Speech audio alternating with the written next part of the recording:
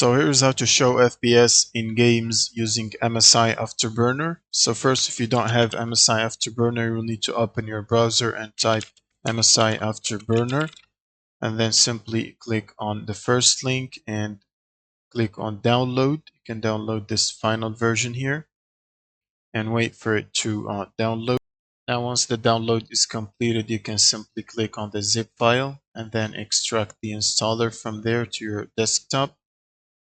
And now you will simply just need to run the installer. Double click on it and it should show up this window. Now simply select MSI Afterburner, click on install, and now follow the steps to install the MSI Afterburner. Now make sure you also install the RivaTuner statistic server, which will look like this, the installer for it. And you can simply click on OK and follow the steps as well to install it, which is important. And when it's done, you can simply click on finish and then finish and run MSI Afterburner.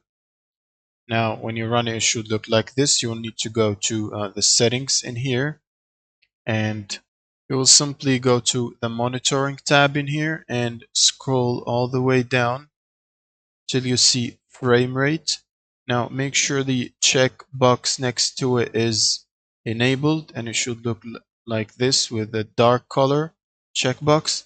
And now you'll simply click on show in on-screen display, and then you can choose to show it in Logitech keyboard LCD display, also try icon, and you can choose whether you want text, graph, or text and graph.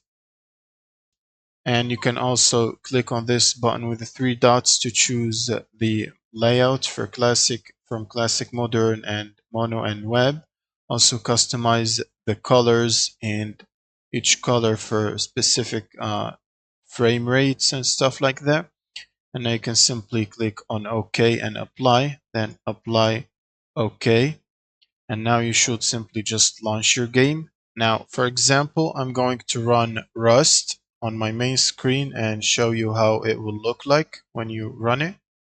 And as you can see in here on the top right, on the top left, you will see that D3D11 or whatever D3D version you're using, and next to it a number and the FPS.